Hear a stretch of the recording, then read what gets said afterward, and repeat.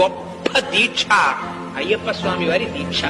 అటువంటి మహానుభావుడు జ్ఞానస్వరూపమై కూర్చున్నటువంటి మూర్తి ఇవ్వలేనిది ఉండదు. తాను ఆత్మయై, పరబ్రహ్మమై, ఈశ్వరుడై, నిరాకారుడై, నిరంజనుడై, సాకారుడై, సదాశివుడై, సద్గురువై అక్కడ భాషిస్తున్నటువంటి మూర్తి మీ స్థాయినే మార్చిన వాడు మీ సామాన్యమైన కోర్కెలు తీర్చడం ఆయనకి కష్టమా?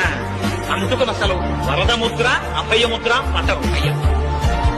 అంత భక్తి కలిగిన వాణ్ణి సర్వకాలముల యందు ఆయనే కాపాడుకుంటారు. ఎందుకని అనన్యాశ్చింతయంతో మాం ఏ జనాః పర్యుపాసతే తేషాం నిత్యాభియుక్తానాం యోగక్షేమం వహామ్యహం.